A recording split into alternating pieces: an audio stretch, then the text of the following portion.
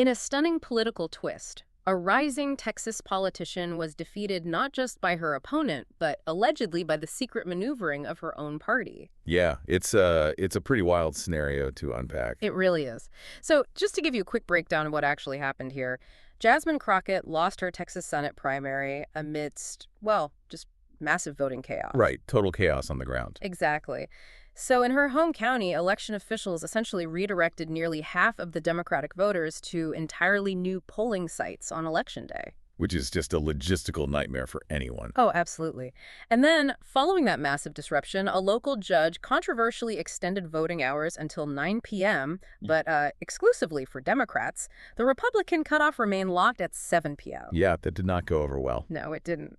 And meanwhile, cutting through all this localized drama, shocking new statistics showed Democrats outvoting Republicans in a Texas midterm primary for the first time since 2002. Which is a huge shift.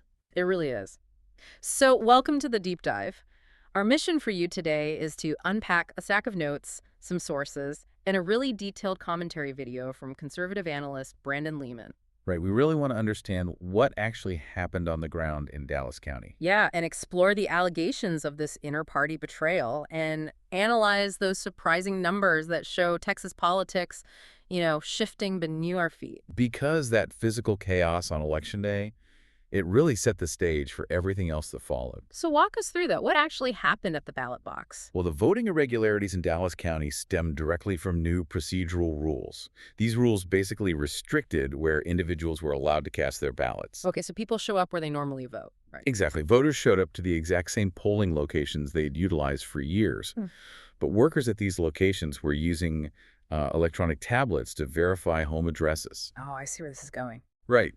Because the county had recently updated precinct boundaries and voting requirements, these tablets flagged massive numbers of people. Wow. Yeah. Workers then redirected just under half of all Democratic voters in the county. They literally turned them away and sent them to alternative polling sites miles away. Look, looking at the mechanics of that, turning away half of your voters is just catastrophic for any campaign. It's a huge blow. I mean, imagine it like the airport. It's like showing up at an airport terminal you've used for years, right? And suddenly, a worker with an iPad tells you that you have to run to the complete opposite side of the airport just to board your flight. That's a great way to put it. You'd lose half the passengers. Exactly. You show up expecting it to take 10 minutes, and Right. suddenly you're driving across town. And Crockett she expressed absolute outrage over this. Oh, yeah, she was furious. She claimed Republicans specifically targeted her home county with dirty tricks. Because her opponent's base was fine. Right. Her opponent, James Talarico, has his political stronghold in Austin. And Austin experienced absolutely none of these polling disruptions. So how does a localized disruption like this impact a candidate who's already, fighting an uphill battle? Well, it fractures the entire voting process. People get exhausted. So Crockett pushed aggressively for an emergency extension of voting hours to compensate for the time people lost driving around. And the judge granted it, right? Yes. Dallas County Judge Clay Jenkins granted her request. He extended the polls for 2 additional hours, keeping them open until 9 p.m. But the thing that makes that extension so controversial is that the polling cutoff time for Republican voters remained firmly at 7 p.m. Which sparked massive conservative backlash. I mean, you can see why. They saw a local judge altering election rules at the 11th hour to benefit one specific political party while completely shutting the door on the other.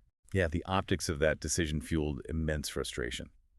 Now, the county argued the injunction only applied to the Democratic primary because the specific tablet issues disproportionately affected the Democratic rolls. Right, but from a conservative viewpoint, the legal justification probably mattered less than the visual, right? Exactly. The visual of polling station doors locking for Republicans while remaining wide open for Democrats is just terrible for trust. So that localized chaos definitely explains her anger on Election Day. But conservative commentator Brandon Lehman, he argues something different in his analysis, doesn't he? Yeah, Lehman argues that the real sabotage started months before anyone even touched a voting machine. Like an inside job. Sort of. He claims the Democratic establishment itself orchestrated this defeat. He argues that the DNC fundamentally viewed Crockett as toxic and unwinnable. Wow. So looking at Lehman's numbers, entering a race without the party's blessing meant she was essentially starved of capital. Basically zero institutional support. Right. Meanwhile, her opponent, James Talarico, just dominated the financial game. The sources say he had 5 times the campaign money that she did. Yeah, a 5-to-1 spending advantage is huge. It allows a candidate to just flood the airwaves. Yeah. It makes it nearly impossible for the underfunded opponent to break through. And Lehman also points out that she didn't even originally want to run for the Senate, right? Right, that's a key detail. Her original congressional seat got redrawn out of existence. Texas updates its voting maps based on census data, and the state legislature redrew the lines in a way that completely dissolved her territory. So she lost her political home. Exactly. Her base was carved up. So she jumped into this highly competitive Senate race simply as a desperate move to stay relevant. I mean, bringing in a corporate analogy here, it's like upper management quietly freezing out a loud employee. You restrict their access to company emails, you take away their budget, and you favor the new hire instead. That's pretty much exactly how Lehman frames it. But pushing back slightly here, why would a political party go to such great specific lengths to sideline one of their own candidates? Isn't this just standard resource allocation? Well, resource allocation is standard, sure. If internal polling shows a candidate is too polarizing, you withhold funds. But Lehman argues they took deliberate steps that went far beyond just withholding money. Okay, like what? He points to a very specific media maneuver.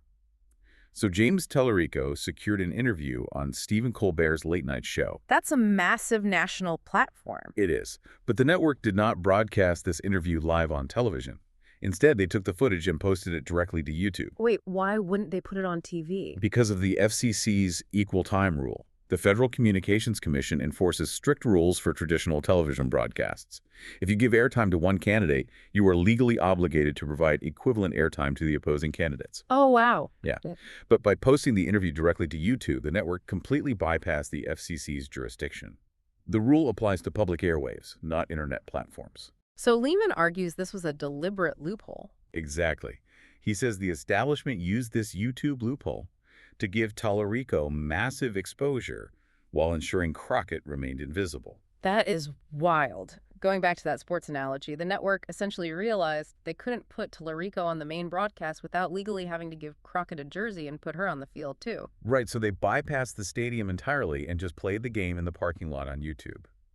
Where those broadcast rules don't exist, I mean, it requires a tremendous amount of coordination between PR teams and TV producers to pull that off. It really does. And it shows how modern campaigns operate. Parties pull the levers of power to elevate someone they consider safe and polished. Which brings us to the candidates themselves. If the establishment maneuvered to sideline Crockett, who exactly were they making room for? They were making room for James Talarico. And they framed his entire campaign around presenting him as a clean-cut pastor's son. So a bridge to evangelical Texans. Exactly. They wanted to appeal to moderate religious voters. But Lehman, he paints a wildly different picture of that polished image. Right. Lehman characterizes him as a radical leftist in disguise, doesn't he? Yes. Lehman dissects specific public statements Talarico has made. For instance, Talarico stated during a discussion that God is non-binary. Okay. And regarding immigration, Talarico suggested that the southern border should be treated like a front porch with a giant welcome mat out front. So viewing this through Lehman's conservative lens, you can really see how he uses those specific quotes to dismantle that whole pastor's son narrative. Completely. Lehman argues the actual content of Talarico's message aligns with extreme progressive ideology, not moderation. And Lehman takes that quote about a non-binary God and uses it to launch a broader attack on the transgender movement. He does. He argues that the movement is rooted in pure narcissism. From his perspective, individuals are attempting to play God. He's saying they want society to submit to their ideology. Exactly. He claims they aren't just asking for tolerance. They're demanding that society change the fundamental rules of reality to accommodate them. The culture war rhetoric Lehman uses there is intense. And he also focuses heavily on what he perceives as a massive double standard regarding election integrity. Oh, definitely. Lehman notes that for years, Democrats have sharply criticized conservatives for questioning the 2020 and 2024 elections. Right, labeling them as threats to democracy. Yeah. Yet, the absolute moment voting irregularities occurred in Dallas County, Crockett and her supporters immediately questioned the primary election and demanded emergency legal intervention. Lehman highlights this as blazing hypocrisy. The contrast in political strategy here is just fascinating.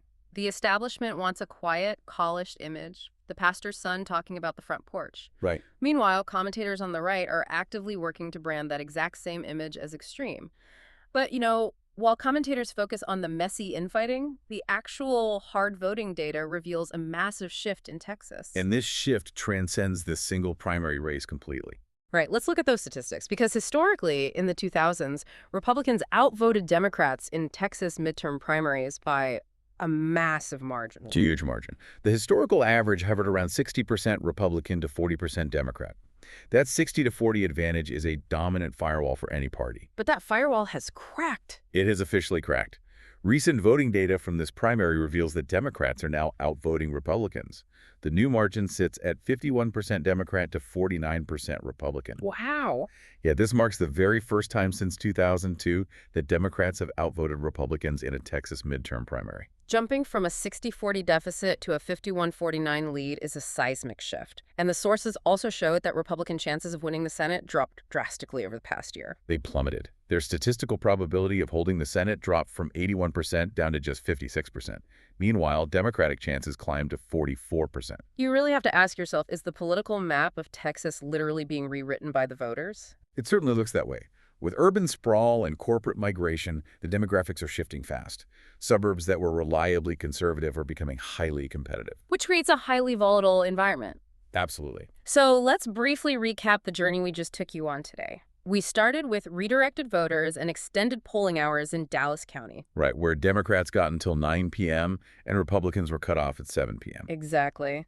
Then we uncovered Brandon Lehman's allegations of party betrayal, where Crockett was starved of funds. And we looked at how they bypassed the FCC's equal time laws using that YouTube loophole. Yeah, that digital loophole.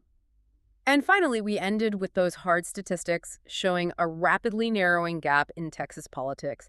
Democrats outvoting Republicans for the first time in over 20 years. It's a lot to take in.